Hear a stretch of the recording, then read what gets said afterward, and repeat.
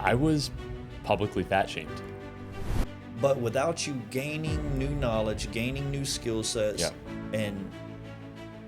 and going to therapy, Yeah.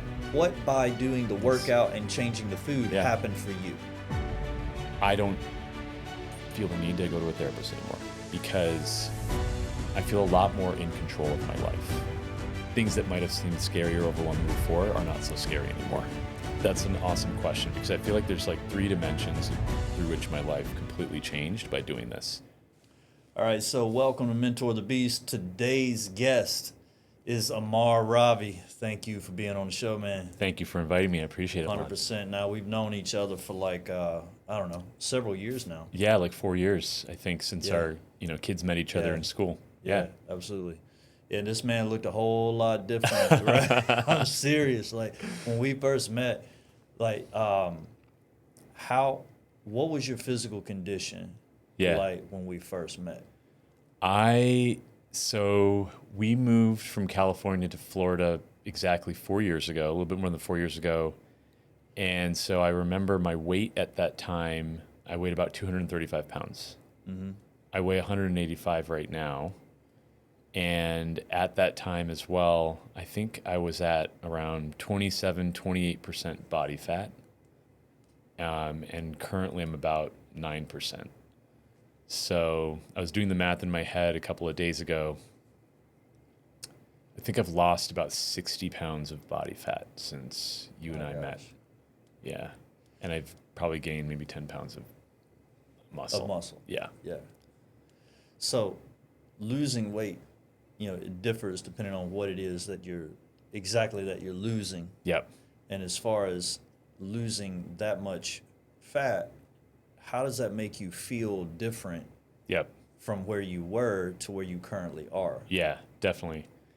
So in the past, I used to, if I wanted to lose weight, I would just do a bunch of cardio. I would reduce what I ate, but I really didn't pay attention to what I was eating. Mm-hmm. And I was probably doing like what most people do, which is just track the scale. And if I'm losing like, let's say 10 pounds, I thought, awesome, I'm on track. My clothes are fitting better, blah, blah, blah. To kind of put everything into context, I joined a CrossFit gym about 4 years ago when I moved here. Mm-hmm. And I was doing CrossFit for about a year, 2 years without really paying attention to my nutrition. And I was kind of hitting a plateau. And the owner of the CrossFit gym that I'm a member of had suggested, hey, Freaking Fitness. Freaking Fitness in Weston. Yep. And the owner, his name is Logan Kaufman. He had recommended that, hey, you really need to start looking at your nutrition if you want to perform better and if you want to actually see some real progress. Because one of my frustrations was, hey, I'm doing all these movements, I'm doing all this weightlifting, but I feel like it's not translating into my physical appearance. I was eating more because I was hungrier, really wasn't paying attention to my macros, so I wasn't paying attention to how much fat versus carbs versus protein I'm taking in, not paying attention to calories, et cetera, et cetera. So no matter how much you work out, which is the key lesson that I've learned over the last couple of years, no matter how much you work out, if you're not paying attention to nutrition, you're probably not going to see much progress. There's not as much progress as you would like. So I joined Freakin' Fitness's nutrition plan, and I actually started working with a nutrition coach. And and his name is Eddie Gutierrez. He's the coach at Freakin' Fitness. And he opened my eyes to the importance of tracking your calories, eating enough if you're working out a lot, and then probably the most important thing, which is eating enough protein, especially if you're doing weightlifting and CrossFit type workouts and that kind of thing. So that whole process of tracking calories, tracking macros, really paying attention to protein, obviously eating clean, which means avoiding junk food, generally avoiding alcohol, avoiding sugar as much as possible, really accelerated everything from my performance from a sport standpoint to the way I feel. Clarity in my head, better sleep, just across the board. Yeah. So what you're saying, if I'm hearing you correctly, is the nutrition aspect was probably the most important aspect that you were missing as Definitely. far as having it dialed in and accurate to the goals that you were wanting to achieve. Yep. I think a lot of people, as they're working out, they think, well, if I just go to the gym and I eat reasonably, Yeah. or at least, I stay in a caloric deficit, Yep. and, I'm more or less, not eating in the middle of the night right before I go Right. to bed, I should be fine. But what they don't realize is it's not just the food that we're eating is not just like gas at the gas pump and you put it in your car. It's Right. like, it doesn't matter which gas pump you go to, Yep. which gas station you go to, and which gas pump you use. As long as you put it in Right. and you don't overfill it, Yeah. you should You're be good. fine. And the reality of it is it's not that. This is a chemistry experiment, right? This is, depending on which thing you mix with what, is it's either going to explode or it's going to do Exactly. this or it's going to do that. So it's more like a chemistry lab. Totally. And you have to say, okay, well, if I put protein in, if I put fats in, if I Right. put this in, and some people can say, well, that's a lot to learn. I Right. don't really want to do that. Well, then stay fat. Right. Exactly. Stay fat. Stay unhealthy. Stay unclear. Right, I right. mean, it's so many people look at health through the lens of you're either fat or you're healthy, and that's Right. just not reality. Exactly. Being what we consider fat or overweight, or however you want to look at that, Right. is just one Right. aspect, and There's- it's the thing that you see, Right. but it's not the only aspect. I mean, tell us the things that you additionally got aside from, okay, I lost weight, I look better, Right. I like the way I look, but like mental clarity, Yeah. all those things, how did that change depending on what you ate? Like, you stop eating cereal, Totally. you stop eating, what is it that you stopped eating that you said, okay, these are the things that are jacking with my mental clarity, that are Absolutely. messing with my emotional stability, Yep. because that's the thing too. Once your energy drops, your tolerance drops. Exactly. You get irritated fast. Exactly. All these things. So tell me your experience Yeah. with that. No, it's a great question. And I think you brought up a really good point too. Like approaching nutrition and changing all these aspects, it can be overwhelming to people who've never done it before. My approach was I was just taking baby steps. And so first learning about the importance of balanced macros was kind of the first thing, and just tracking calories. Yeah. People would be really, I think most people are really surprised. It's very eye-opening when you actually track every single thing you eat accurately, weigh it, and see how many calories food really has, especially food that we normally think is quote-unquote healthy. As a perfect example, a bowl of cereal. I would think most reasonable people would think, hey, if I'm eating, like, let's say a bowl of cornflakes with skim milk, that's a reasonably healthy breakfast. If you actually run the numbers of just cornflakes with skim milk, let's say most people are kind of eyeballing it, filling a bowl of cereal, maybe putting a cup of milk in. That right there is about 500 calories. And it's 500 calories of almost pure refined carbs. Explain that, the difference, like when you say pure refined carbs, what is that going to translate into? Is in the way that I feel, Yeah. and like how I function. Totally. So one of the things that is interesting about refined carbs, refined and processed foods, is that it tends to be very calorie dense, but it's not satiating. So refined carbs, for example, things like cereal, sugar, a lot of the modern food we eat, processed flour, cake flour, cookies, whatever. Even though it looks like it has a lot, or even though it has a lot of calories, after you eat those sorts of things, your body is burning it pretty quickly. It's processing it pretty quickly. It's not going through the process of really digesting much. There's not a lot of fiber or volume associated with those foods. So, and we've all probably felt this, after you eat a bowl of cereal, maybe 30 minutes to an hour later, you already start feeling hungry. And in our modern life, a lot of people are like, oh, I might eat cereal at 7 a.m. At around 10 a.m., I feel like having my mid-morning snack. Or, I'm hungry by 10, and then 11:30 I start thinking about lunch. Already, if you add those 3 meals up, you've probably had about 1,000 calories, maybe even more, 1,500 calories. For me, as an adult male who's 6'1" and 185 pounds and works out pretty rigorously, my caloric needs are about 2,400 calories a day. So imagine if you eat 50% of your over 50% of your calories by the time noon rolls around, you're already probably going to overshoot your daily calorie needs, and you're going to gain weight. This is all to say, it's really important to understand the quality of food that you're eating. So going back to the example of cereal, that's a carb. Your body processes it very quickly. You start feeling hungry pretty quickly. You're just more likely to overeat when you eat stuff like that, and you're not going to have the energy to sustain you throughout the day without eating a lot more. Alternatively, what I've done to maybe shift my breakfast, for example, is to eat something that can give me a lot of volume and always protein with it as well, because protein is the most satiating macro. It's the thing that makes you feel the most full.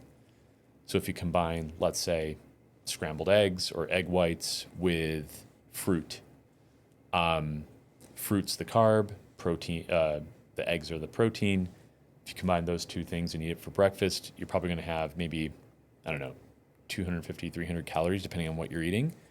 That'll probably keep you full up until noon versus a 500 calorie bowl of cereal where you'll already feel hungry around 10 a.m. So, what is the additional benefit? Because if you're eating cereal, you're getting these carbs, you burn those carbs, but what you're not getting is the proper fiber, the protein that you need. Exactly. And the protein is like the building blocks to rebuild the muscle, to do all these things. So if you're eating that cereal, most especially if you worked out in the morning and then you ate cereal, you don't have it's that chemistry lab again. You didn't put in the proper mix of stuff that will help rebuild that muscle so that you're not sore and you can go work out again. Correct. Because I think a lot of people, when they're first starting out, they don't really change the way they eat. No. They just add in working out. Right. But when they just add in working out, and then their body is going to be sore, right, most probably when they first start.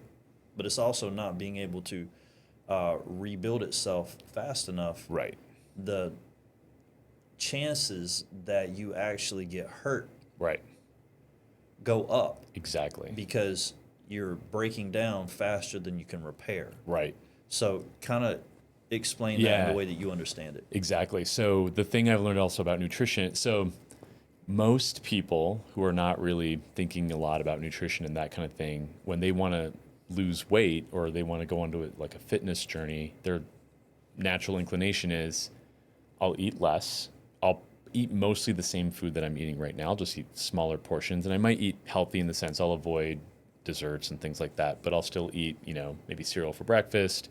I'll have pasta and maybe some like a little bit of protein for lunch, and then maybe like, I don't know, fish and whatever for dinner, whatever they're normally eating. But not really paying attention to like the composition of food and that kind of thing. But when people want to lose weight, generally in their mind, what they're thinking of, they want to have that sort of like maybe toned look, which basically means like, hey, I want muscle to show, but I want to be slim. And I obviously don't want to look skinny fat, for example, which is like, a little bit flabby, but also like pretty thin. Unfortunately though, if you're eating a lot of carbs and you're also exercising vigorously, your body is going to draw energy from the carbs that you've eaten. But then if you're not eating enough calories, it's going to start drawing from the muscle that's in your body, because muscle is an expensive tissue for your body to maintain. We're programmed to survive in starvation mode. If you're eating too few calories and not the right composition of calories, your body's going to naturally start thinking like, oh no, I don't have access to food. I'm going to start consuming the parts of the body that are expensive to maintain, but are not necessarily necessary to sustain life immediately. And that's muscle.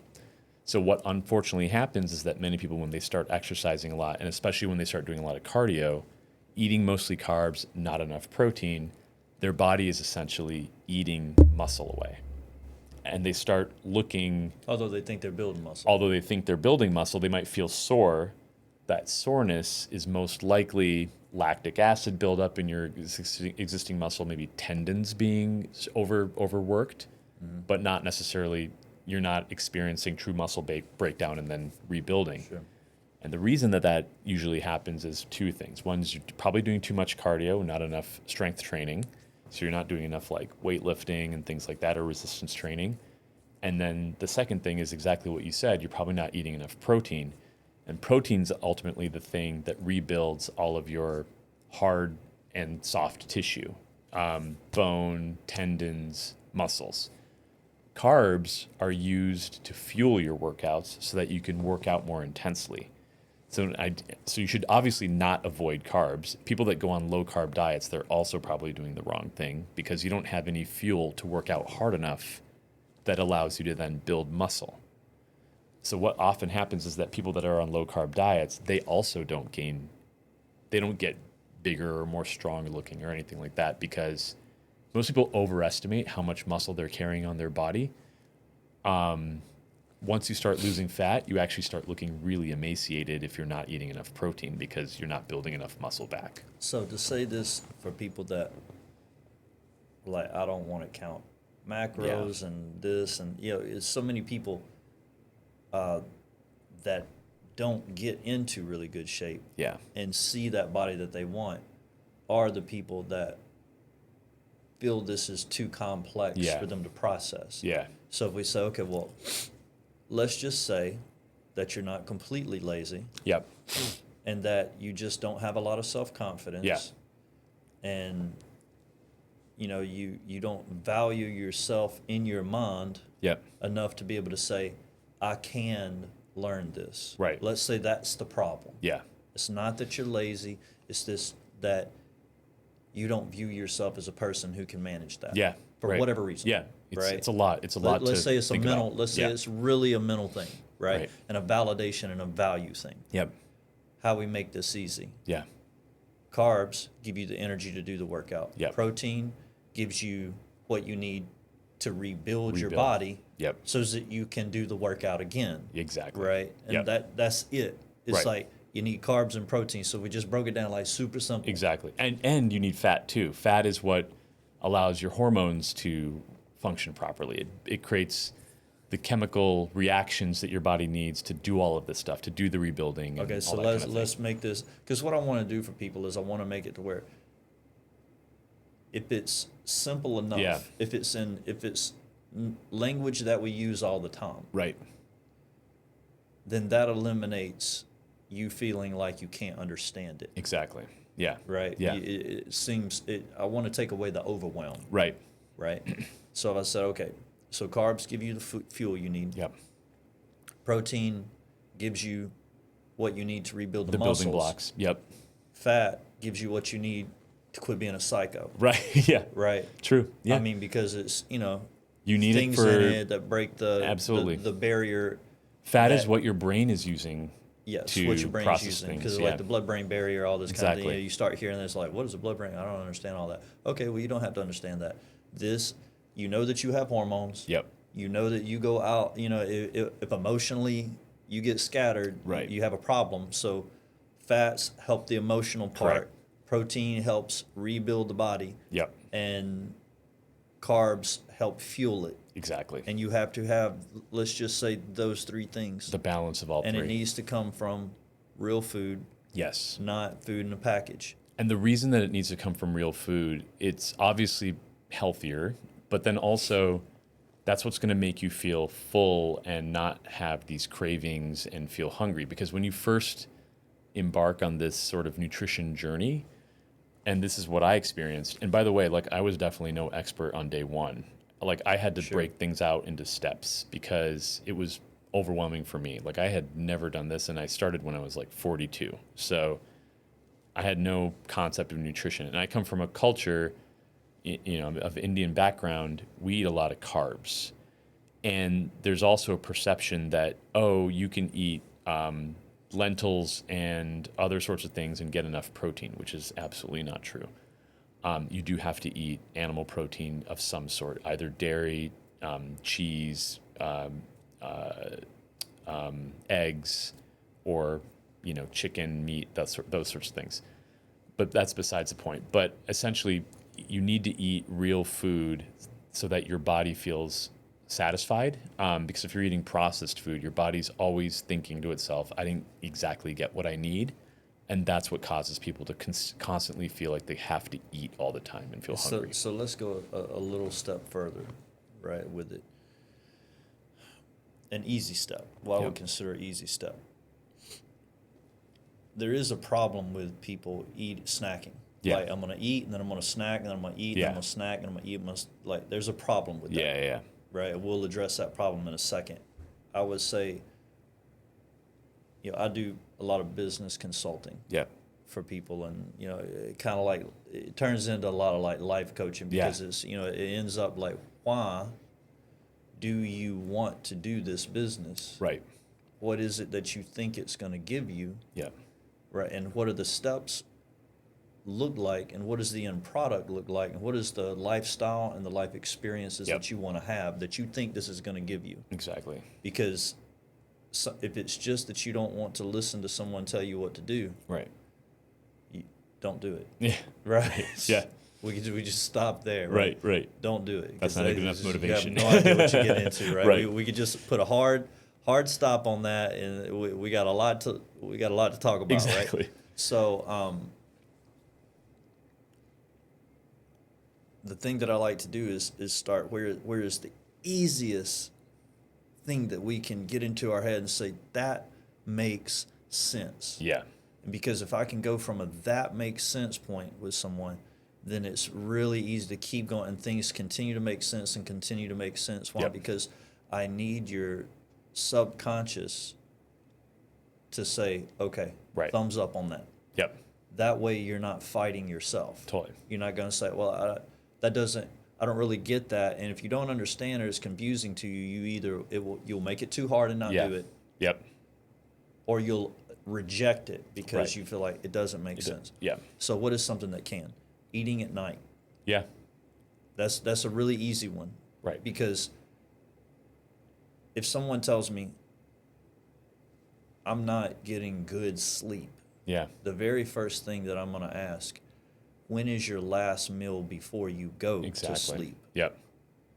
And then usually the answer is, why does that matter? It's not even an answer. It's another question. It's like, what does that matter? Yeah.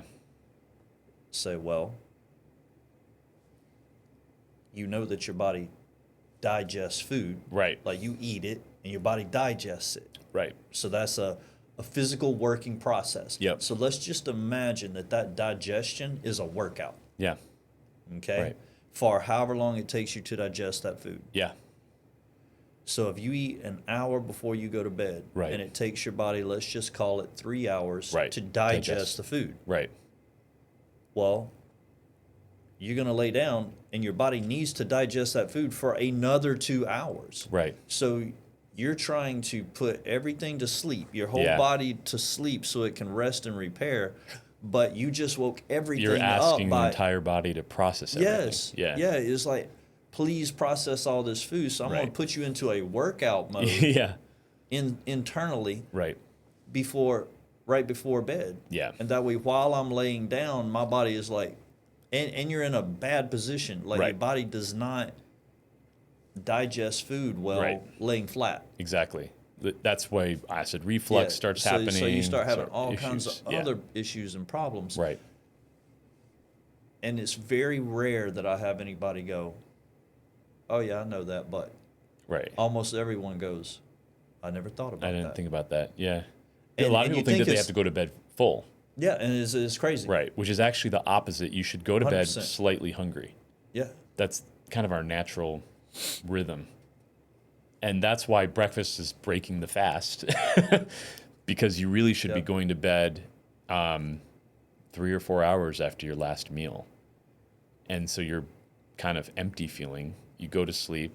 Like you said, your body is sort of in resting mode. You wake up. You're probably not super hungry when you wake up, so you should let your natural rhythm determine when you should eat, not habit. what I do, and I'm not saying everybody should do this, but for me, I don't eat for 16 hours from my last meal before I go to bed. So let's say my last meal was at 8 p.m. My next meal isn't till noon.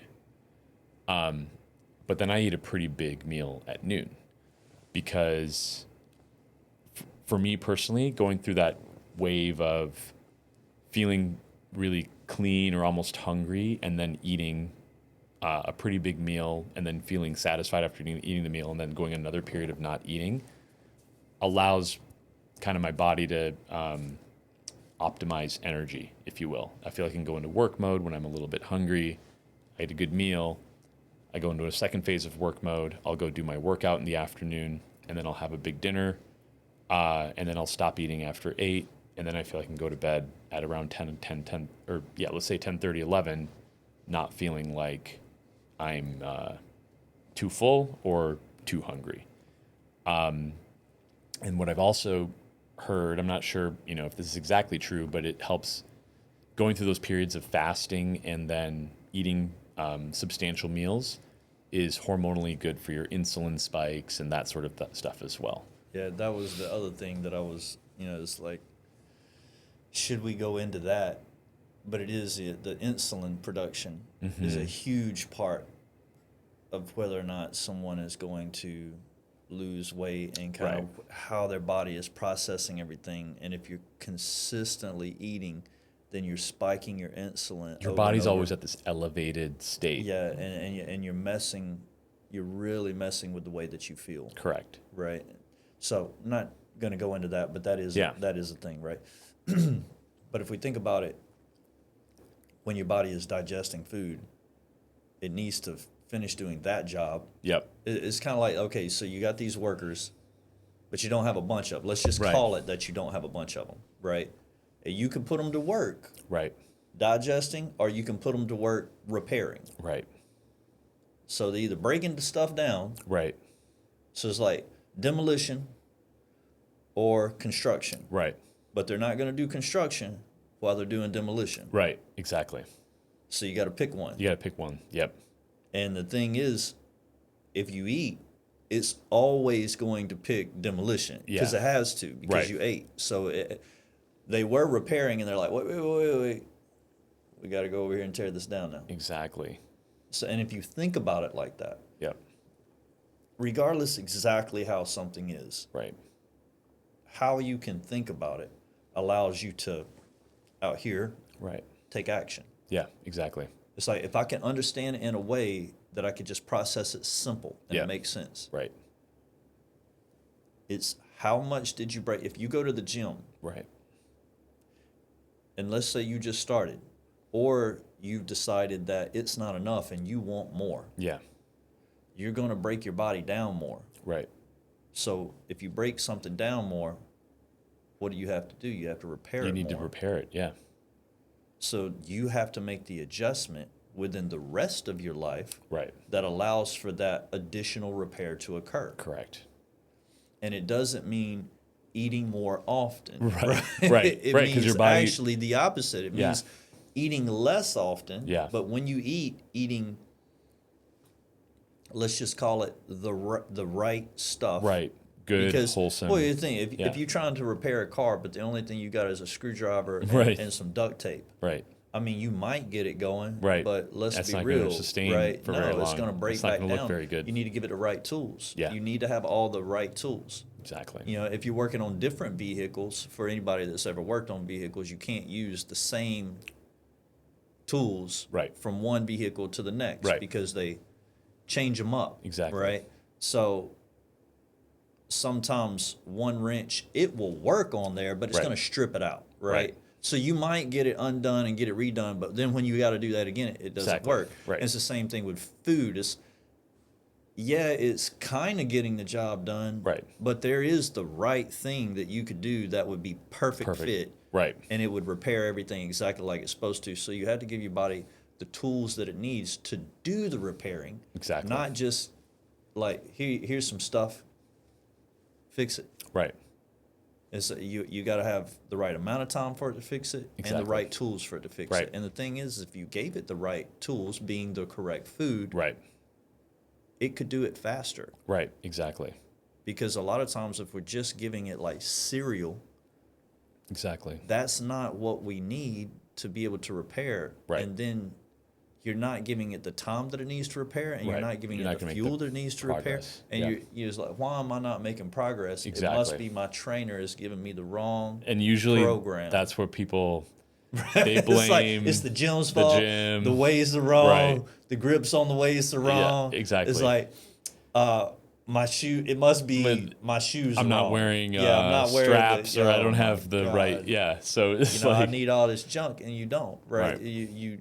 You need to understand how this works, and it really doesn't matter how difficult it may seem. Right. It's necessary. And to get the right product, you have to do the necessary work. Right. Not the hard work, not the easy work. Right. The necessary work. Right. Some of it's going to be a little bit more difficult to understand. Some of it's going to be a little bit easier to understand. Right. But regardless, what's necessary.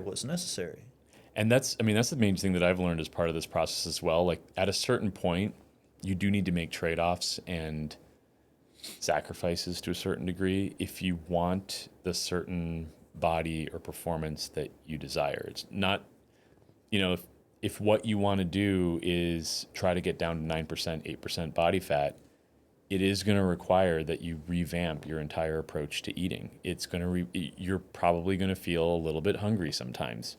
You're probably not going to be able to go out and have 5 or 6 drinks, every day on the weekend, or eat just whatever you want the entire weekend. Like, there are definitely going to be some sacrifices you need to make depending on what your goals are. Yeah, it's interesting. Sacrifices. It's like, but what are you really sacrificing? In my mind, for me, I feel like optimizing my physical performance and my appearance far outweighs any of the quote-unquote sacrifices that I've made to get here. Well, the thing is, like, sacrifices, you're already sacrificing. That's what people do. I think a lot of times we don't think of it that way. Right. We don't think of it that way. We say, okay, well, I'm going to have to sacrifice the drinks that I want to have. I have to sacrifice the way I want to eat. You are already making sacrifices. That's true. Because you are sacrificing the body that you want to have. Yeah. You are sacrificing the relationship you want to have intimately with your partner. Yep. You're sacrificing the relationship that you want to have emotionally with your partner and with your children. Absolutely. Because the food that you're eating and the amount that you're eating and the drinks that you're having and all this are absolutely controlling the way that you interact with yourself. Exactly. And with all the others around you. Right. So you're sacrificing the life that you could have currently have. Yeah. Like literally you could currently have this without going to therapy, without going to any of this, because you just would have more patience. Yep. You would think clear. You would be able to communicate better because you could think clear. Right. Like all these things would happen for you, and you're sacrificing that life. Right. That with the knowledge and skill set you currently have could exist in reality for you, but doesn't exist because it's not because you got a slow metabolism. It's because you got a fast fork. Yeah. Right? I mean, you just... Exactly. You can't... You won't. Yeah. You can. Right. You won't stop shoveling food in your mouth every 2 hours. Right. So when everything in your body's doing this... Right. You can't be clear. You're right. By following that sort of lifestyle, you're actually sacrificing your health, you're sacrificing your relationships, you're sacrificing your ability to think clearly, all that sort of stuff. And you're right. Like, people don't realize that because they're just sort of so used to eating constantly, eating a lot, not moving much. Mm-hmm. But they don't realize the sacrifices they're making by following that lifestyle. What is it that you feel like you got back? I want to say got back. Maybe, if this is the way that you always ate, this is the way you were raised, you never even had it. Yeah. But you had the knowledge and skill. Like you knew how you wanted to talk to somebody, how you wanted to communicate with them, how you wanted to interact with your kids, your wife, whatever it was, right? And your colleagues and how you want to be able to do your work. Totally. But without you gaining new knowledge, gaining new skill sets, Yeah. and going to therapy, Yeah. what by doing the workout and changing the food Yeah. happened for you? That's an awesome question because I feel like there's like three dimensions through which my life completely changed by doing this. One is I actually used to talk to a therapist before I went on this fitness journey, mostly because I had a lot of anxiety. I had a lot of, various sorts of things I was working through from a career standpoint or other sorts of aspects. I don't feel the need to go to a therapist anymore because now, after having gone through this transformation, not only physically, but also the nutrition and everything like that, and I don't know if it's hormonal or I've just felt like I've been able to accomplish goals that I would never have thought I could accomplish before. Maybe it's confidence, whatever it is. I feel a lot more in control of my life. I feel a lot more emotionally stable. I think part of it is because and I think it's a combination of both nutrition and working out, but when you push yourself and you're very intense in the gym, for example, in a physical workout, like whether it's CrossFit, high rocks, whatever you're doing, you feel that sense of almost fear of having to like push yourself to limits. And then that translates to other aspects of your life where things that might have seemed scary or overwhelming before are not so scary anymore. Yeah. I think the other thing is around nutrition. I really do feel that and I haven't had my blood work done recently, although I plan to pretty soon. But I do think from a hormonal standpoint, I do a lot of weightlifting. I think testosterone definitely increases because of all that stuff. Testosterone for males is obviously incredibly important as a hormone that allows you to have the right kind of focus and attention and confidence to do certain things, where if you're lacking, especially in testosterone, you tend to be more anxious, you tend to be more fearful of things. And I think that testosterone boost has helped me at work, for example. I'm more confident in what I say. I make more declarative statements. I'm not asking for permission as much as I am saying this is what I'm going to do. Little behavioral changes like that have translated into career progression or career opportunities that I might not have had before. So we didn't really go over kind of what it is you do. We just kind of jump right into the health aspect of it. So explain what it is that you do, where you've worked, and kind of what it is that you professionally. Yeah, so I work as a product marketing lead at Meta, so the company that owns WhatsApp, Instagram, and Facebook. And I've been there for 8 years. And, the tech industry, obviously, there's a lot of dynamic stuff happening right now, especially in the last couple of years with AI, et cetera, et cetera. And so it can be it's fast changing. It can be stressful. It's exciting. It's very rewarding in a lot of ways, but you're also dealing with a lot of just really fast paced, fast moving things that are happening all the time. And it's also the type of job, as with many jobs, that can take a lot of time out of your life. Mm-hmm. And if you don't step back and say, hey, I'm going to, it's very easy, for example, to not find the time to be able to work out, very easy to not find the ability to eat properly because you just want to eat quickly so you can get to the next thing. It's very easy to work late and not get enough sleep. On those three dimensions in the past, I would sort of neglect all that stuff to really focus on just like work. But I wasn't making the progress that I wanted. When I finally started focusing on nutrition, getting into shape, getting proper sleep, other aspects of my life started improving as far as like being more productive, relationships with my family, being more focused and grounded, all that sort of stuff. So, but yeah, I work in a, typical kind of fast-paced, but also can be stressful tech job. Yeah, so I've noticed for myself, for me, my situation is probably a little bit more extreme than the average person, because I deal with migraines Mm-hmm. and I had like a bone disorder from very young, to where I was supposed to be in a wheelchair at like 18. Wow. But I've had migraines since I was 10, and Wow. I've been on all kinds of medications. Yeah. I currently take Botox all through my head, down my shoulders, and nerve blocks, and all this other kind of stuff. Totally. But if I don't work out, first off, with the bone disorder, I can't move. Yeah. Right. So if I go like 2.5 weeks without working out, and that's usually because the migraines have been so consistent Right. that I couldn't get under a load, Yeah. then I can barely get out of bed. Yeah. Right. So, I switched my workout a little bit, changed it up to where the warm up that I use is a lot of body weight. Yeah. So I'm not under a load Yep. to start with. And if at very least, even if I have a headache, I'm able to I've made an adjustment Yep. to where that warm up is so intense Yep. that it provides me a good workout, Totally. even if I can't get under load. Yep. Now, as long as I adjust my work day Yep.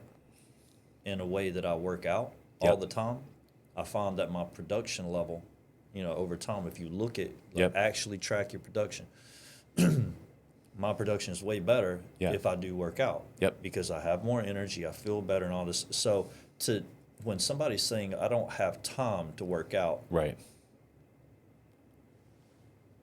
I think that's a really easy excuse, Yeah. but it's an inaccurate. Totally. It's an excuse. Right. Because it's an inaccurate statement. Yep. For me, and I think what you were just describing, right? Your productivity increases. Correct. So let's say that it takes you an hour to work out, Right. but you get if you say, okay, every hour I can do this much. Yeah. If we blocked it out, so Yeah. it's just like easy to draw on a piece of paper. Totally. Right? Every hour I get this much done. Right. Let's say it's like this, right? And then if I don't work out Right. over time, I only get this much done. Yeah, Right. So exactly. it's like if you work out, you're like here. Right. Okay. So every hour. So Right. if you did that Right. and you compound stack that, you getting so much more work done. Exactly. As long as you work out. As long as it produces, working out actually produces energy. Yeah. It helps your body, like, all the Right. things. Exactly. All the things that we talked about. Right. You get all these benefits. Right. And you get not only the benefits of you gain certain things. Yep. You gain energy. Right. You gain muscle. You gain confidence. Right. Right. Because you feel better about the way you look. All these Exactly. things. But you also get rid of stuff. And people You get also rid of interact with you stress. differently as well. Oh, Because 2,000%. as everyone knows, people make their first judgments based on their first you look. appearance, how you look. And so you're literally a walking billboard of yourself. And before anyone has a chance to talk to you or learn about you or get to know you, they're looking at you. And we're human, and that's how we understand other people. If you're not in what could be like your optimal physical condition, you may be not being treated or not being interacted in the way that you deserve to be, because people, unfortunately, they make judgments based on how you look. Yeah, I think you probably, to that point, I think you're being treated exactly the way you deserve to Yeah. be. Because, in my opinion, you deserve what it is that you have put the work into Correct. to earn. Yeah. It's simple. Right. Because if we look at it even from a religious standpoint, Right. yeah, however you want to believe that you got here, Right. Whether however it is, Yeah. it doesn't matter how it is, Right. right, religious or not, you have this body Right. that has potential. Yep. That the only thing that you need to do to realize that potential is put in the effort. Yep. So whatever you have gotten out so far Right. is a product of the effort that you've put in into so it. far. Yeah. So, in my opinion, you deserve whatever it is that you're getting. Right. As far as the product out of your body, Totally. like the way that your body looks. Right. A lot of these things. Now, I understand some people have Yeah. a disease or something Right, like that, right, but right. we're just assuming that you don't have the Right. diseases Right. and the normal average person Totally. that can do whatever. Right. Here's the thing. Life is predictable. A lot of people say life's hard. I don't Yeah. believe life's hard. I believe because you can predict most things in life, Right. Right. that is pretty easy. Right. You just don't have the knowledge and skill set to do it because you chose not to gain that Exactly. knowledge and skill set. Yep. But if you understand that people are going to judge you, to say, oh, you shouldn't judge me. Okay, well, that is baked into our DNA from forever. Right. I have to know, you're are you rejecting friend reality. or foe, right? Right. Are you gonna kill me? Right. Or can we band together to do better together? Right. Basically, Right. is what people are looking at. Right. Exactly. And if they say, okay, so you're not an enemy, Right. you could potentially be a friend. Right. You could potentially help me better my life and me help you better yours. Exactly. But I have to make that decision now on, well, what is your knowledge and skill set? Right. What is your network look like? Right. Because depending on that is depending on whether or not I can better myself, and then Correct. mine is depending on whether or not you can better yourself. Right. If we looked at it like that, Right. it doesn't have much to do with race and all Right. that other stuff. I Right. mean, that is just a way to try to figure out Yeah. where somebody's at. Right. But at this point, like us living in Miami, Yeah. there's You people see from people of everywhere. everywhere. Yeah, there's Yeah. people from everywhere. So Yeah. that's not really. You're trying to estimate. Okay, well, if they look Latin, they probably can speak Spanish. So Right. I could extend my reach Right. out into people that speak Spanish Exactly. also Right. using this person. But Right. that's how we're looking Totally. at it, at least here. Yeah. In my experience Yeah, here. exactly. So what I'm trying to do is say, okay, if this person's in shape, that means they probably have discipline. Exactly. And if you're in a leadership, let's say you said you're in a leadership position Yeah. at work. Right.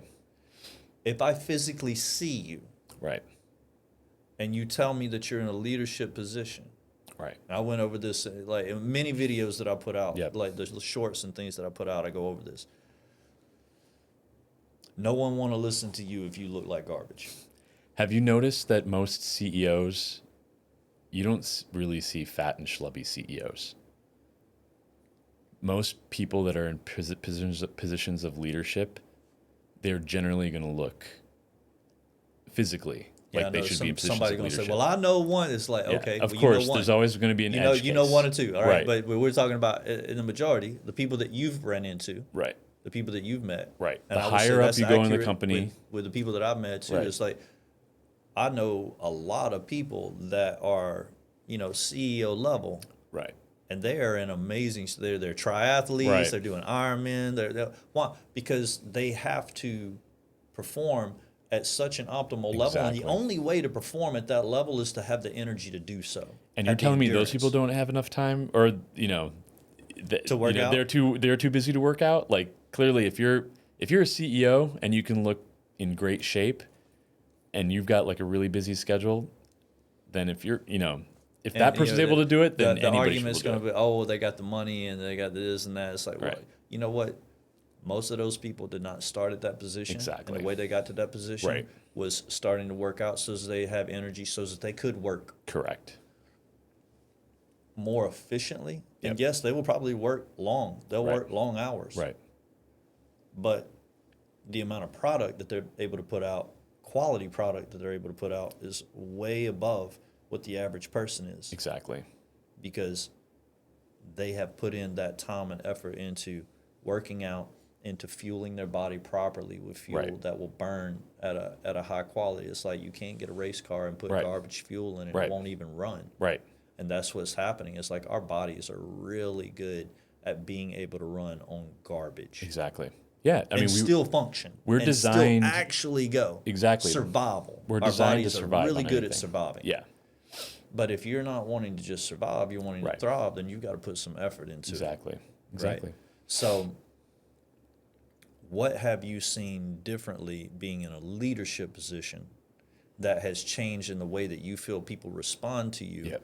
Just not only if they see you, Right. because maybe it's on phone calls and things Yeah. like that, Yeah. but maybe in the way that you've noticed that you talk, because you say you're a little bit more assertive. Yeah. But how, give me an example of how, when you said "man," like Yeah. an example of something that you noticed where Right. where it was like, this is for real. This Yeah. is happening. This is working. A recent example is, I've been asked more and more to speak on behalf of my company at events. And so I'm being asked to get on stage and talk about product announcements and that kind of thing, which are opportunities that I'm almost 100% certain are due in large part to how I physically come across. Because at the end of the day, the company's not going to want to support putting somebody out there that doesn't reflect good on the company. No. And of course, I have to know the products and all that kind of thing and be articulate, et cetera, et cetera. But I think a big component of it is how you look on stage. What is your presence? Can you command a room? And this translates, I work virtually, I work remote. And so I'm on Zoom calls most of the time. I'm not seeing my colleagues like in person every single day. When I do see them in person, yeah, of course, they're kind of surprised, like, wow, you're taller than I expected when I see you in person. Okay, you can't affect, your height is your height, whatever. But the second thing they notice is like, wow, you look like you work out a lot. And I get that comment from men, from women, everybody. And so natural inclination is like, okay, if this person works out exactly what you said, they are probably and they're already putting you in a higher position. There's already a little bit of like, whoa, to be able to do that and to be able to look like you work out, that definitely takes a lot of discipline. And then usually the second question is, I didn't you're 45? Like usually people are surprised about my age as well. I'm like, yeah, I just turned 45. They're like, oh, I thought you were in your 30s or something like that. You get some of those sort of comments. And I think subconsciously people already put you in a little bit of a different category that, hey, you look a little bit younger than your age. You look like you're a person that works out. So you're probably pretty disciplined and you probably know stuff that I don't know. So that naturally translates into work. Like, okay, this person's probably competent. They probably know a lot about work stuff too. And also they're probably able to command the room. So that's opened up new opportunities for me in different ways that may not have opened up if I didn't have this commitment to physical fitness and all that kind of thing. Well, I mean, if I had to pick two people that have relatively the same skill set, right, but one's out of shape and one's in shape, right, I'm picking the one in shape every time. If we're running for the goal, because I'm right. like, well, you have the discipline to keep going, probably has and discipline. you might not. Yeah. You might not, because you don't have the discipline to love yourself and manage yourself. Right. And you just classically, people are going to they're going to take care of you a step less than they take care of themselves. Exactly. If you don't prioritize yourself, yeah, they're never going to do better. Exactly. For you. Correct. Right. So I say, well, if this is how you treat yourself, how are you going to treat me? Yeah. And I say to this person, well, if you treat yourself like that and you have that much discipline, that much respect for yourself, correct, then the likelihood that you will see this project through to the end is way more likely. Exactly. So I'm going to use you in that way. And the crazy thing I see is people say, well, you're body shaming, you shouldn't judge people. First off, that's the most ridiculous thing right. I've ever heard. You're going to do it that way. Exactly. And it's you're asking for something that you really don't want, in my opinion. Right. And the reason that I say that is because you've got the golden ticket there. Right. You've got the golden ticket. Don't be mad that that's that way. Right. Be happy. Why? Because it's not some uncontrollable variable that you can't do anything about. Exactly. If you know that people judge you on the way that you look and they assume a higher level of discipline just because you're putting more effort in, correct, then the only thing that you have to do to level up is, like, it may take you 2 or 3 years to get beyond your peers' knowledge and skill level. Correct. Right? It may. Yep. Depending on what you're doing. Absolutely. Let's say that guy studies and you study, and it's going to be really hard for you to outdo him because he may even be just naturally a little bit faster than you. Yeah, of course. Mentally. Yeah. Right? So it's really tough. Exactly. But in a few months, you could be in so much better shape than him. So that right there, it helps level the playing field. Not only level it, now you have something that, and you got something unless else. he's going to do it, you've got something way better. So you can stay like relatively the same with him mentally. Exactly. But physically, you can just lap him so fast. I think that's also the key lesson I feel like I learned as being part of the sort of fitness community as well, and being part of CrossFit and High Rocks and things like that. It's everyone, you start really seeing people have different genetic capabilities, genetic gifts, and that kind of thing, but you can always do better than what you yourself were doing before. So you'll always be able to progress better than where you were at before, which is ultimately all that really matters. In addition to that, because of the different types of skills and things like that you learn in these different workouts, some people are better at certain things than other people. There's some people that are really great at weightlifting, and it could also be because of genetics. Like people with longer torsos and shorter limbs, they tend to maybe be able to lift weight better. But people that have longer limbs can do cardio better. You start really seeing like people have certain superpowers or strengths in different areas, and also the progress that they themselves make between point A to point B, not necessarily trying to compare against other people. You start realizing exactly what you said. Yeah, I might be in an organization where this person is smarter than me at this certain thing, but I've got a skill in this other thing. And when we work together, we really complement each other. So you almost like, yeah, everyone's got maybe different strengths or weaknesses, but it doesn't matter. Because at the end of the day, like if you optimize for your strengths, you'll be able to outperform them in many ways that that will waste and endurance. Endurance and energy. But the thing is, one of the biggest things is if two people have the same knowledge and skill set, I'm going to go with the one that I feel is the most confident. Yeah. That may not be the right choice, Right. but it's naturally what you're going to do. Mm-hmm. And that confidence is definitely affected by the way that you feel about yourself. Definitely. And you can change the way you feel about yourself by changing the way you look easily. Exactly. So it's like change the way your physical body looks, change the way you dress. Yes. If you it's presentation. Outward you present appearance. yourself properly. Yep. In a way, if you present yourself in a way that is reasonable for where you're at. Yep. Because that's the thing, well, I want to have my own style. Okay. Is it more important for you to have your own style or for you to get out of the situation Right. what you want? What you want. Yeah. Right? Because if it's at work, Right. what you want don't Right. really matter that much because Right. you're working for somebody else's dream anyway. Yeah, exactly. Right? You went to Right. work for what someone else was building. Correct. That agreed to pay you to be there to show up and represent the company. Not represent your personal style. That's right. They paid you to represent the company. Exactly. Properly. Yes. So if you come in looking in a way Right. that makes them think you're a perfect representation of what I wanted here. Exactly. It's like, well, if you don't like that, go be an entrepreneur. Take your 8-hour day and stretch it into 16 to 18 hours. Correct. Because that's what it's going to be. The entrepreneur life, we could talk about that. It's a whole different thing. Right. Right. But if we're talking about, okay, we're going to go to work. Yeah. It's your personal style, your personal that is not really relevant. It doesn't really matter because, you're being paid to be an agent and representative of that company. And that's the agreement, essentially, that you're accepting by accepting a salary. The check. Yeah, you cash in the check. If you're going to cash the check, right. Quit complaining. Expressing your individual whatever at the expense of the company is actually working against that. And so it should not be surprised that if you're not comporting yourself, dressing, or acting in a certain way that's consistent with the values of the company, you're not going to be valued by the company. No.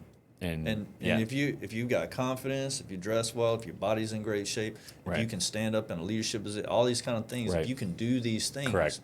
The company values you higher and they pay you more. What was the point? The point of all of it, the lifestyle that I want, exactly. The life experiences that I want to have.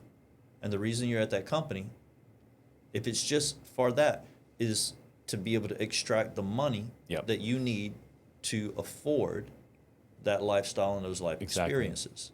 So if you just look at that as a simple formula, it's like, why would you not optimize to extract the most from that company by giving them the most optimal version of you? Version of yourself. Plus, when you go to have the lifestyle and life experiences, you can have it at the most optimal level because you have optimized yourself. Exactly. It's like it only really makes sense instead of saying, yes, but I want to be able to do what you want to do when you leave and you're not at work. Right. As far as, my personal this and I want to have my own this and own that. Look, get that life and lifestyle that you want. Right. Make so much that you no longer have to work. Right. And now you're no longer attached to that company. Yeah. So you can't be, the company can't potentially look bad, or you Right. just representing them in a way that would not be in alignment with their goals and With their- values. right. Right. And you're no longer there. Right. So exactly. how you do it doesn't matter. Right. Do that as fast as you can. Right. Exactly. And the faster you can do it is really relative to, can you optimize yourself Right. to And the max level? that's why, I mean, your health is ultimately your health and physical capabilities, et cetera, physical transformation. That's foundational to everything else. That's foundational to the success that you're going to experience in life in general. And I kind of didn't realize that until later. I always thought like, oh, if you are, if you study a lot, if you're smart, which of course those are important things as well. But in order to have the energy to be able to study a lot, in order to have the energy to be able to think clearly, or the ability to think clearly and all that kind of thing, you need to have the basics down, which is good nutrition, the energy through physical fitness, the building blocks to be able to do all of that kind of thing. So again, it circles back to, if you're taking care of your body, it's going to manifest itself both in the way you think, the way you appear, and the way you behave. And those are ultimately going to be the levers that cause you to get the life that you want. 100%. So I just want to go over a couple of things before we wrap up. Give me one example of how the changes that you've made have affected your relationship with your wife. Yeah. I would say, because I have a lot more energy, I've got a lot more just like confidence in general, our home life has become a lot more stable. I think we were talking earlier about when you don't eat properly, when you're hormonal, when you're feeling hungry a lot, or you're not feeling satiated and that kind of thing, it translates into feeling tired, irritable, cloudiness, maybe anxiety or anxiousness in general. Maybe the way you physically look as well also translates that way, and that creates friction in your relationships. Ultimately, too, like as a husband, as a man, if your wife doesn't kind of like look at you as the physical like manifestation of being the provider and the leader of the family, that creates chaos as well, because then ultimately I think it creates disharmony in the It relationship. messes with your head. It too, messes because with you don't think like somebody seeing you as physically attractive is important.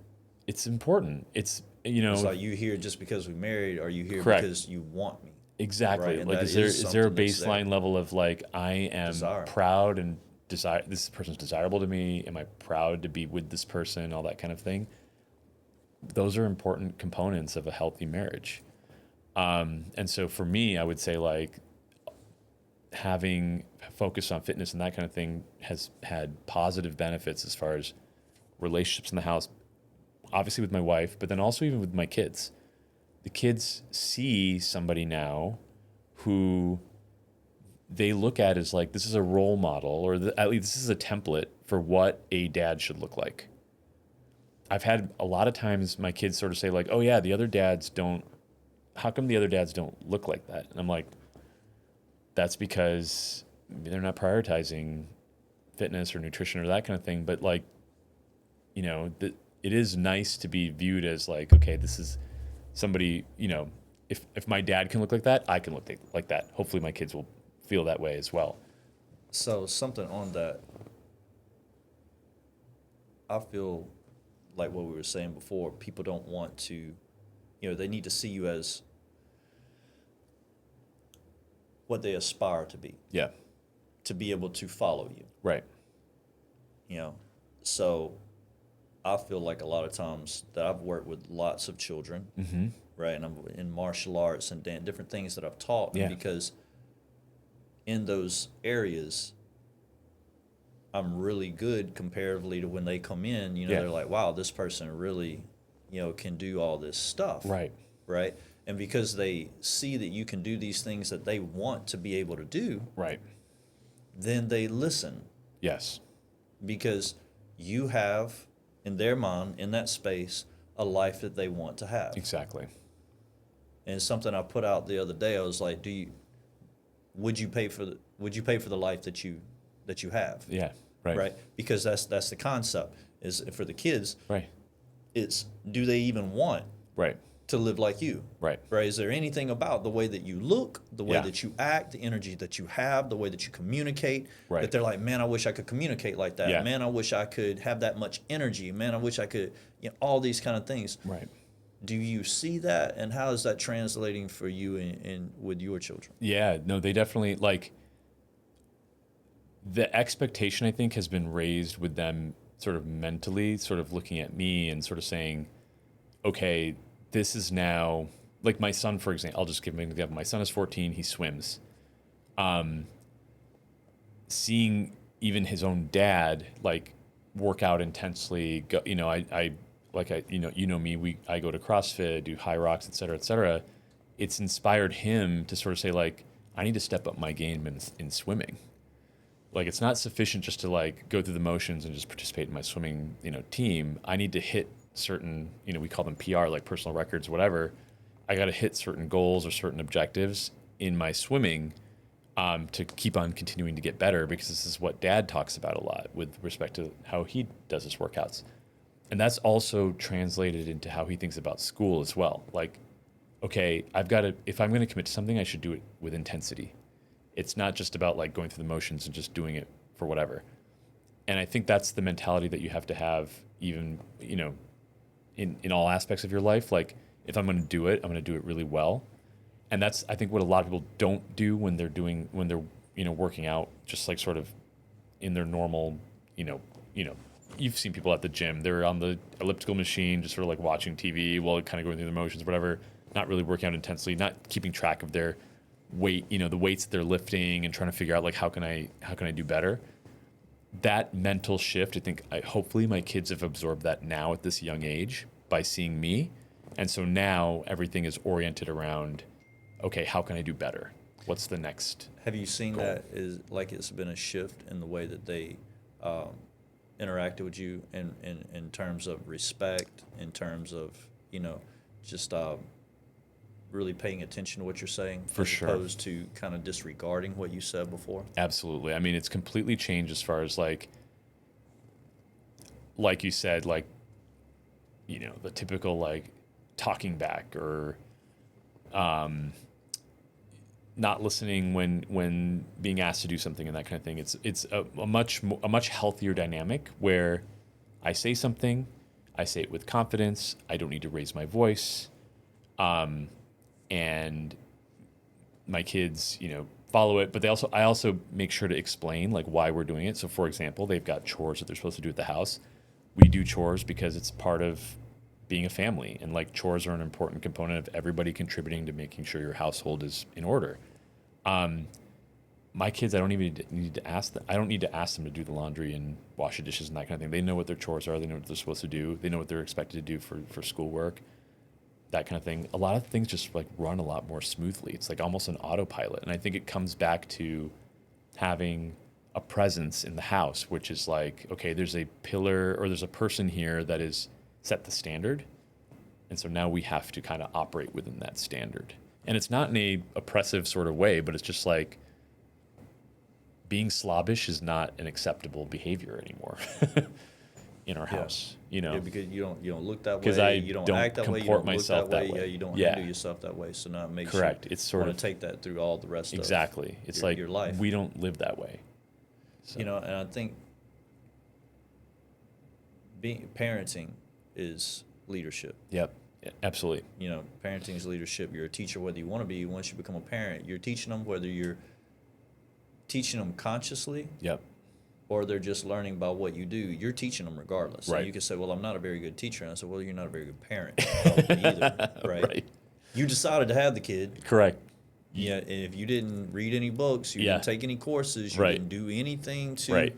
level yourself up to be a Right. teacher, well, then, the problems that you're having with your child Yeah. are a lot in part not due to, oh, they're just a problem child. Right. It's you don't complete have the reflection you of don't have the skill set Yeah. and the knowledge that is required Exactly. to be able to get someone to follow what you're doing. Yep. And nor the dedication, discipline, and consistency. Totally. So I mean, it takes a lot of these things. Absolutely. And Well, you're saying, you don't have to raise your voice and things like that because, and you're explaining. I know back in the day it would be like, well, why you do it? Because I told you so. Yeah. But the problem with that comes in that they never learn how to problem solve for why they have to do something. Exactly. Right. So you could say, well, that's because I told you so, and that's just you wanting to dominate the situation. Exactly. Yeah, and I don't agree with that. Right. I don't agree with the "I told you so" part. The only, and like I tell my daughter is that if I tell you to do something, Right. it really, you should pay attention to how I said it, Yeah. Right. because you can ask me why, but Right. questioning me Right. as like authoritatively, Right. that doesn't need to happen. Right. Exactly. Most especially the situation. Right. Why? Because depending on how I say it, most Right. especially if I say it with intensity, because Right. I don't scream and holler. Yeah. Right. That happened when I was growing up. Right. I didn't like it at all. Yeah. Exactly. Right. So I'm not carrying that. You can be over. the agent that changes it. Exactly. Yeah, I'm not carrying that over. So if I do get a little bit more intense, Right. you should really pay attention and do it now. Why? Correct. Because you're probably in danger. Yes. All right, it's very, very important that we just get this done. Exactly. I will explain it to you later. Yeah. Exactly. And if it's not something that's in danger or not whatever, I'll explain it to you now. Why? Right. Because I want you to have the skill set of being able to make the decision without me having to say, why am I having to, I'm saying it right now because Right. you didn't know to just do it. Exactly. Right. That's the only reason Ultimately, I'm I telling would you. love you to be able to just do this on your own. Yeah, I would have loved to not even I don't have want this to have to conversation. ask you. Exactly. Right? If I would have just turned around and it was done, that would have Right. been beautiful. Correct. Right? But you just don't know that yet. Right. So now I'm going to educate you on when this happens, Right. we do this. Right. Right? That's how we react in this situation. Right. To have the lifestyle that we want to have the Exactly. life experiences that we want to have. There's certain things that have to happen. Right. Right? Just cause and effect type Right. stuff. And ultimately, if everything goes well and I'm a good teacher and Right. a good parent and all this kind of thing, I won't have to repeat myself Right. because she'll be able to figure it out. And then she'll be able to figure out things situation that we've not even been in yet. Why? Exactly. Because context, clues, and all the things Right, that she's right. already figured out. But if I'm having to tell her to do everything, Right. she's never gaining the ability to problem solve. Exactly. Right? So that's no good. So, being a leader, that's the same thing you want in your organization. You Right. don't want a whole bunch of people that you have to tell them every single little thing to do. You're trying Exactly. to empower them Right. to be able to say, okay, this is the way we make decisions. Right. This is the baseline. This is kind of where we're going, right? So all the decisions that you have to make Right. need to travel this direction. And I think that's a really good point, because the ironic thing is the more physically commanding you look, the less likely you are to be that kind of person that's like always telling people what to do and feeling like you need to be in control. And I have a feeling it's also has to do with the fact that you probably are thinking about things in a more systematic way. I've learned this as part of the nutrition and the working out, in the sense you start learning how all these behaviors are interconnected. And if you think about your nutrition or your workouts as like a system and not just like each individual action, you don't need, if you follow the system, the results will follow. And that translates into how you lead other people as well. If you create a framework for them to be able to operate well, they'll be able to do the right thing. You don't need to keep on telling them what to do. And so that's how I operate at home. That's how I operate at work. And I think in many ways, these are lessons that I learned as part of just like physical fitness and all that kind of thing. It's like you don't need to constantly be telling people what to do. You can create a system or a framework for people to be able to operate independently and on their own. That's ultimately what we're wanting. I mean, when you have a lack of confidence, you're assuming that people. I think that there's an assumption when you lack confidence that people don't believe you. Exactly. Right? You have to They don't convince them. trust you. Yeah. You're having to go, and when if you're having to do that at work all the time, Yeah. you're going to get home and you don't have any patience for that, because the whole day you've been having to tell people multiple times. You've been having to work and convince them, and your bandwidth and your patience for pushing that way all the time is Right. gone. So then when you get to your kids, you just scream at them. Yeah. Right? And You it's just just lose like, it. do it because I said so, Right. because I'm the parent. And right? that's the one place where you feel like you can have like authoritative control, because maybe at work you didn't have that. So then you Yep. So then you take it Take over it out there. on your family. But if you had Yeah. confidence, you didn't need that. Right. Right? And the thing is, in all reality, everything that you should be doing at work, like the ultimate goal of what you're doing at work is to have a better life at home. Exactly. Like you didn't marry the people at work. Right. You know, like That shouldn't be that should be where the best version of you is, and then your family gets the worst version of you. yeah, I mean, it's It crazy. should be the opposite. It should Yeah, be the opposite. it should be the opposite. Yeah. You're right. It's like, yeah, just what you said. Like the lifestyle that you live outside of work with your family and the Right. life experiences that you have with your family Right. should be the best you. Yeah.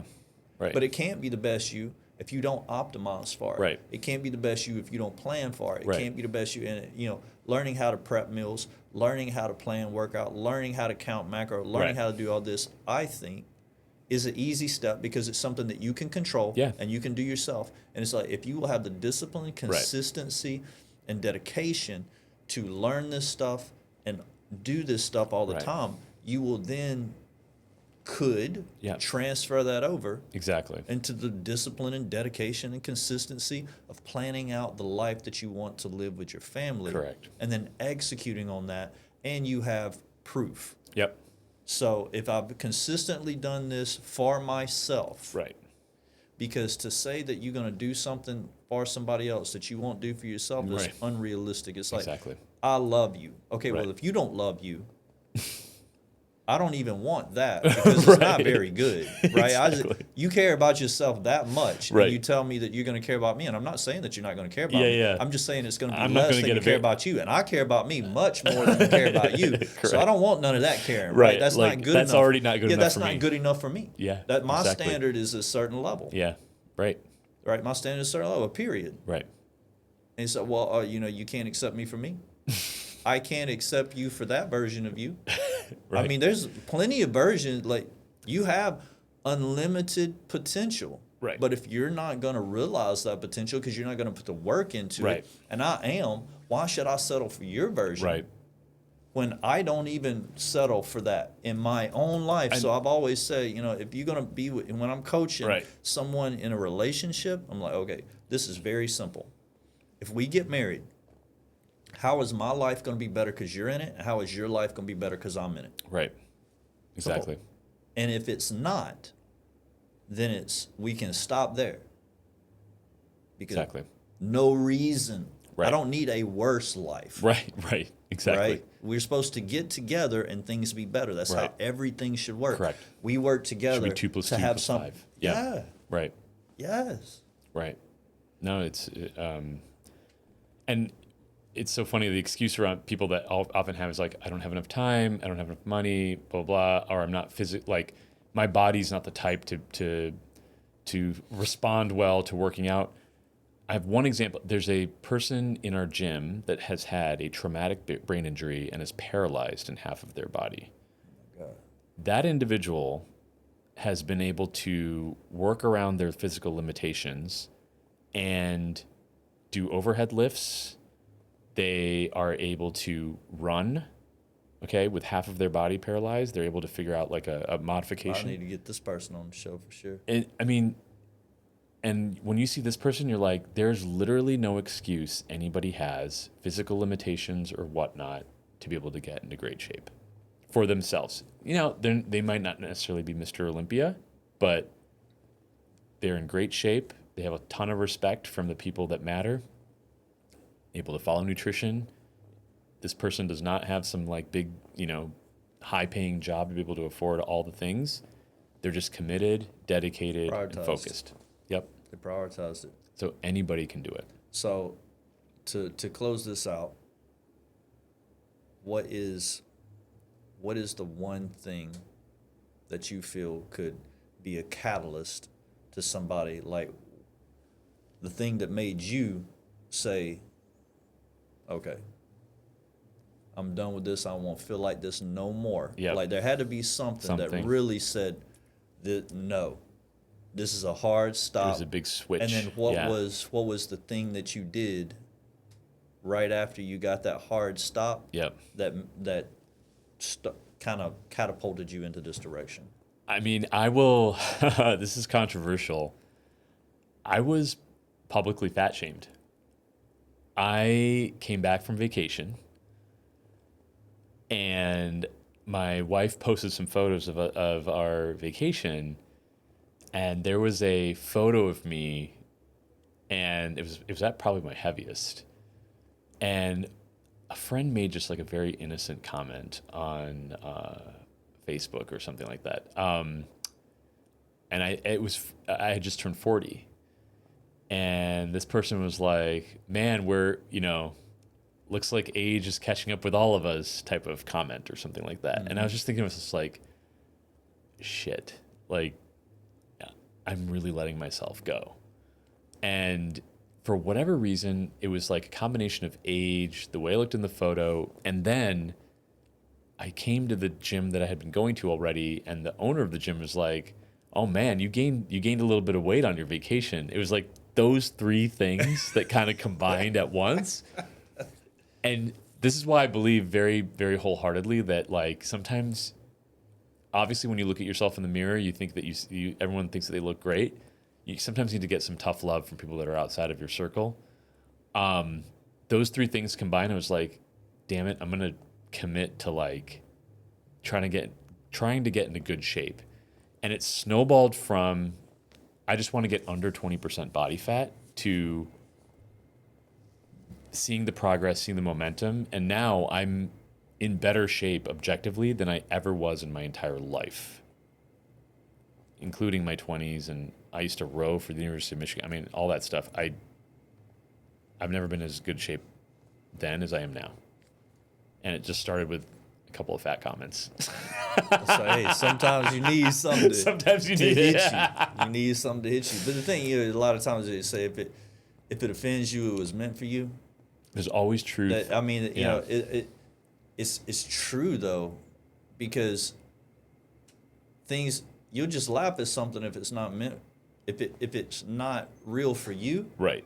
It either doesn't hit at all, or you just kind of laugh at it. Yeah. But if it's like highly offensive, it's like, well, maybe you may need to look at that. There was, I don't know what it was. It was just something where it was like, I took an objective view for the first time, and it's like, wow, I deserve a better version of myself. From you. From me.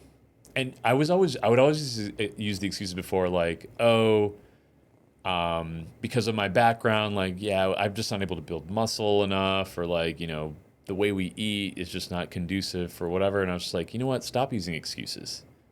Follow a nutrition plan, work out with intensity. So would you say the final thing to people is when you can take the responsibility onto yourself? Yes. As opposed to shifting the excuse Blame. always, or the blame always being someone or something externally outside of my ability to control. Yes. It was because I see this in everything, whether it's people talking about where they're from or who they are, and these people or those people. It's like when you say it's because I'm overweight. Yeah. Because I'm a certain color. Right. Because I come from a certain place. Correct. What you're doing is you're giving 100% of control. The control completely. To them. Yes. And you're not taking control. So now you can't do anything about it. Right. And you're subject to if anyone ever does anything about it for you. Right. And if that never happens, then your situation never changes. And when you quit blaming other people or putting that control in somebody else's hand, then you can take it back and make a change that can happen in just having short that amount sense of time. of self-control is probably the most important thing. And I think, again, all circling back to being able to you can control your diet, you can control how you work out, you can control all these sorts of things, and you see the tangible results of your efforts very, very clearly. Once you have that mental shift where you can start controlling outcomes, it translates to everything else. And it transcends race, it transcends gender, everything. Like, if you've got that ability to take control, that confidence will radiate out of you, and people will treat you better. You'll get more opportunities. You'll be able to do more in life. It's awesome. Huge. But that's why I like to start with the physical part anytime that I'm working with somebody, or coaching somebody, because that's something that you can control. You're in control of that, and it will have an absolute, definite effect. positive effect Definitely. on your life as long as you put effort in. Well, hey man, thank you so much for being on the I show. appreciate it. Thank you for inviting me. Appreciate it. Yeah, absolutely. It was great, man. And we'll hopefully have you back on here if Definitely. you're up to it. Yeah. You know, because we only talked about one little Absolutely. portion, but you know, it's great. Totally. It's great. All right, Appreciate thanks, it. man. Thanks, brother.